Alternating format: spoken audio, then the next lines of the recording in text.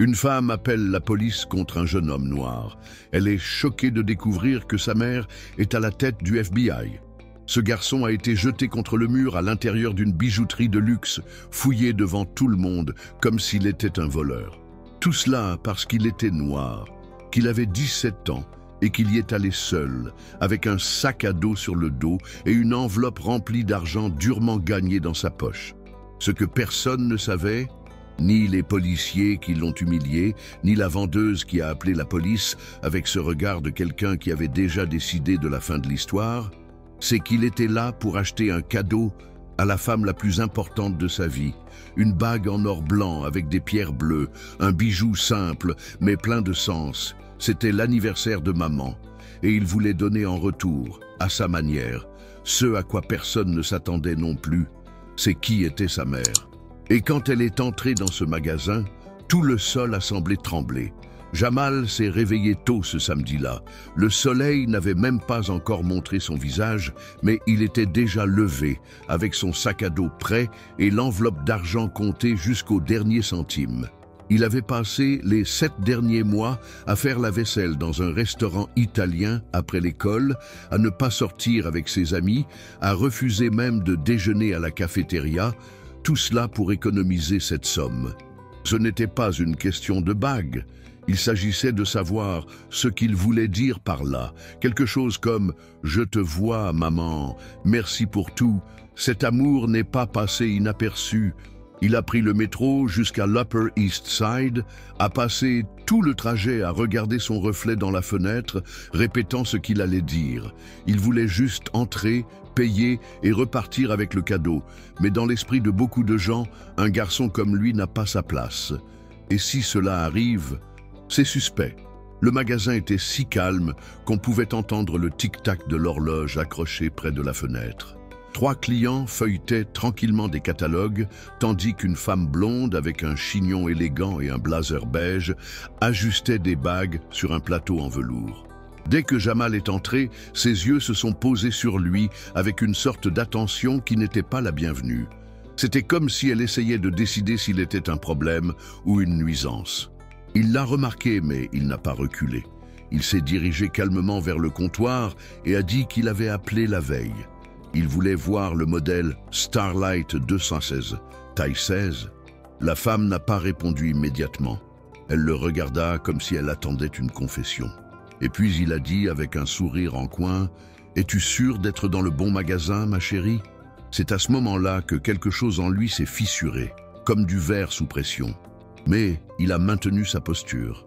Il prit une grande inspiration, sortit l'enveloppe de sa poche et la posa sur le comptoir, sans rien dire. La femme regarda l'enveloppe comme s'il s'agissait d'un insecte, puis lui tourna le dos en disant qu'elle allait chercher la bague dans le coffre-fort. Mais elle n'est pas allée chercher quoi que ce soit, elle est allée directement au téléphone.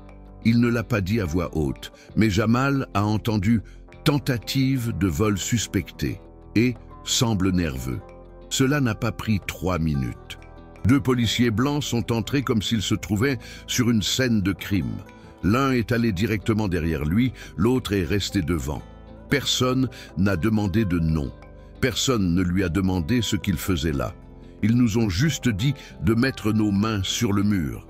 Et quand le premier l'a touché, Jamal n'a pas eu peur. Il se sentait honteux. Il était face à la vitrine, le visage tourné vers la vitre et les mains à plat sur le mur froid.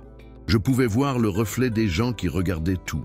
Une dame s'est couverte la bouche, un homme a sorti son téléphone portable de sa poche, mais n'a pas enregistré.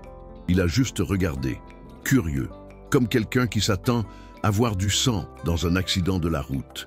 La vendeuse regardait la scène avec les bras croisés, le menton levé et ce même sourire de quelqu'un qui pense avoir gagné.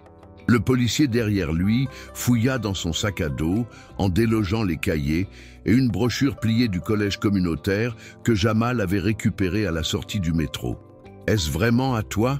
a demandé l'un des policiers en brandissant l'enveloppe contenant l'argent. Il a répondu « oui », qu'il était là pour acheter un cadeau pour sa mère. Mais la réponse ne semblait pas convenir. C'est à ce moment-là que la porte du magasin s'est ouverte à nouveau. Et le silence, qui était déjà dense, devint un vide. C'était elle, Myriam Carter. Il est entré comme s'il n'avait pas besoin de demander la permission pour quoi que ce soit.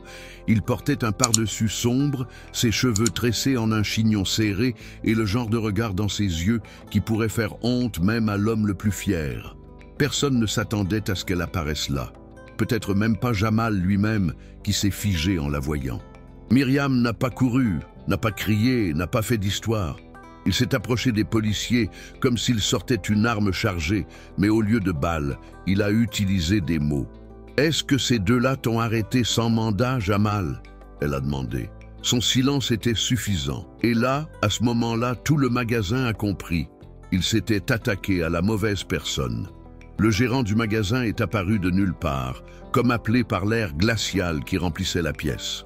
C'était un petit homme vêtu d'un costume bleu marine qui brillait à la lumière des vitrines, et le genre de personne qui ne parlait que lorsqu'il sentait qu'il risquait de perdre quelque chose. « Madame Carter, il y a eu un malentendu », dit-il, le front en sueur. Mais Myriam ne quittait pas des yeux les policiers.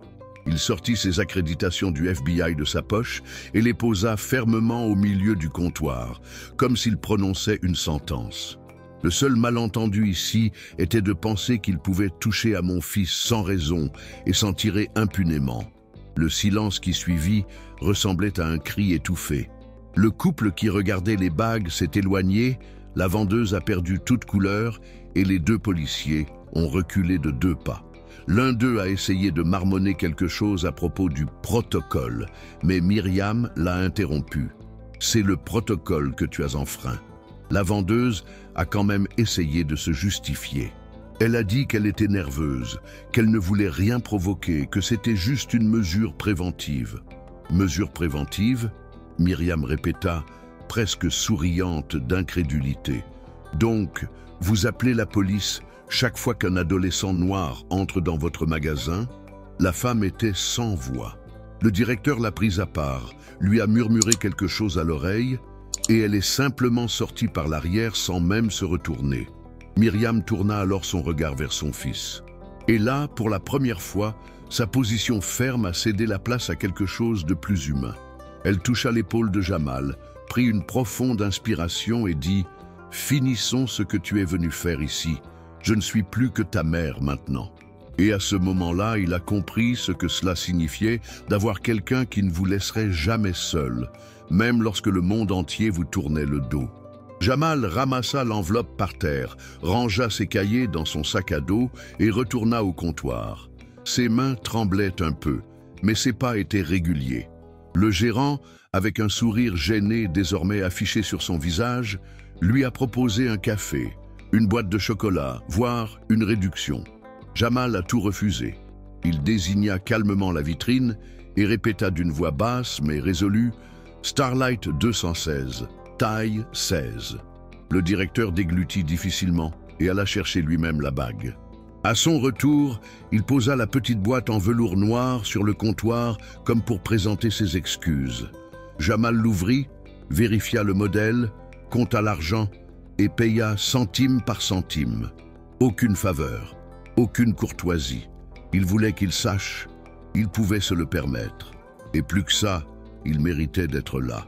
Alors qu'il mettait la bague dans son sac à dos, il sentit à nouveau la main de sa mère sur son épaule. Mais maintenant, c'était différent. Cela n'avait plus de poids, juste une présence. Les deux ont quitté le magasin sans dire grand-chose.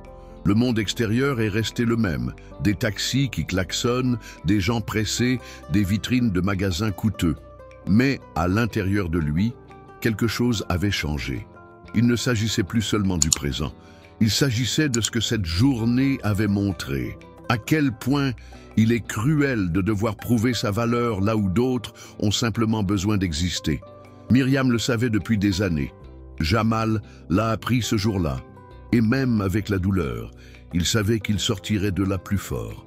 L'anneau était le symbole, mais la véritable reddition avait été autre chose. Le courage de continuer à garder la tête haute dans un endroit qui essayait de briser qui il était.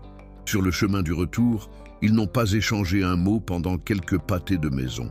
C'était comme si le silence donnait de l'espace à tout ce qui avait encore besoin d'être digéré. Jusqu'à ce qu'à un feu rouge, Myriam s'arrête de marcher, regarde son fils et lui dit « Tu sais que cela va se reproduire, n'est-ce pas ?» Ce n'était ni froid, ni dur. C'était avec une douce tristesse, celle que seuls ceux qui ont avalé beaucoup de crapauds savent porter. Jamal la regarda, prit une profonde inspiration et répondit « Mais la prochaine fois, je ne baisserai pas la tête. » Myriam hocha la tête avec ses yeux, mais ne sourit pas. Je savais qu'élever un enfant fort signifiait inévitablement le jeter dans un monde qui essaierait de le briser. Et à ce moment-là, elle comprit qu'il avait passé l'une des premières grandes épreuves et que, même marqué, il avait franchi. Plus tard, à la maison, Jamal monta dans sa chambre et ouvrit à nouveau la boîte. La bague brillait dans la faible lumière de la lampe. C'était beau, oui, mais ce qu'il ressentait n'était pas de la fierté. C'était une sorte d'épuisement que seuls ceux qui sont mis à l'épreuve sans le mériter peuvent comprendre. Il pensait aux mains de sa mère, marquées par le temps et le travail, et à la façon dont elle méritait ce cadeau sans que rien de tout cela ne se soit produit. Mais, en même temps, il sentait que cette bague portait désormais plus qu'il ne l'imaginait. C'était une preuve de résistance, d'amour, de lutte. Jamal n'avait pas choisi de vivre ça. Mais j'avais choisi de partir de là avec dignité, et personne ne pourrait m'enlever ça. Le lendemain matin, alors que l'odeur du café frais emplissait la maison, Jamal descendit les escaliers avec le cadeau caché derrière son dos. Myriam avait le dos tourné et remuait le sucre dans sa tasse lorsqu'il dit, un peu maladroitement, « Joyeux anniversaire, maman ». Elle se retourna et trouva son fils avec un sourire retenu et une petite boîte noire dans ses mains. Il s'est ouvert lentement. Quand il vit la bague, il resta silencieux quelques secondes, puis il porta sa main à sa bouche. « Comment as-tu fait ça ?» demanda-t-elle excitée. « J'ai travaillé. J'ai tout récupéré. Je voulais te donner quelque chose de précieux. » Myriam était connue pour ne pas montrer de faiblesse, mais cette larme qui est tombée était incontrôlable. Ils se sont serrés dans leurs bras là, au milieu de la cuisine. Et c'est dans ce geste que tous les mots non prononcés ont trouvé leur place. Plus tard, elle est revenue dans sa chambre avec un papier dans les mains. C'était une copie du rapport officiel du département des Affaires intérieures. Les 2 policiers ont été démis de leurs fonctions. Le magasin a envoyé une lettre d'excuse. Ils mettront en place des formations, ce genre de mesures. Jamal prit le journal, le parcourut, puis dit « Ils ont fait ça uniquement parce qu'ils savaient qui tu étais. » Myriam s'assit sur le bord du lit. « Oui, et c'est pour ça qu'il faut en arriver là. Parce que si ce n'est pas grâce à nous, qui nous ouvrira les portes ?» Il hocha la tête, mais ne répondit pas. J'étais encore en train de tout digérer. La colère, la fatigue, la fierté, tous ensemble, mélangés, brûlant dans la poitrine. Mais au fond de lui, il savait qu'il avait vécu quelque chose qui le façonnerait à jamais. Lundi, à son retour à l'école, Jamal est entré dans la classe avec les mêmes baskets que d'habitude, son sac à dos un peu usé et le regard plus calme qu'avant. Il n'a raconté l'histoire à personne. Il n'a rien posté sur Instagram, il n'a pas créé de fil de discussion sur Twitter, il n'a pas enregistré de vidéo en train de pleurer. Mais à l'intérieur de lui, tout avait changé. Le professeur d'histoire a posé une question sur la résistance et, pour la première fois, il a levé la main. Il a parlé de ce que c'est que d'être jugé avant même d'ouvrir la bouche, à propos du poids de marcher dans certains endroits en sachant que vous serez surveillé tout le temps. La classe est devenue silencieuse. Certains ont détourné le regard, d'autres ont réellement écouté. Lorsqu'il a fini de parler, le professeur a simplement dit « Merci d'avoir partagé cela ». Jamal hocha la tête. Et là, à ce moment-là, sans avoir besoin de tout revivre, il a su. Sa voix avait de la valeur. Quelques jours plus tard, la mère a reçu un appel d'un journaliste. Il voulait faire un reportage sur ce qui s'était passé. Exposer les noms, les images des caméras, mettait tout à l'antenne. Jamal a refusé. Il a dit qu'il ne voulait pas devenir le symbole de quoi que ce soit.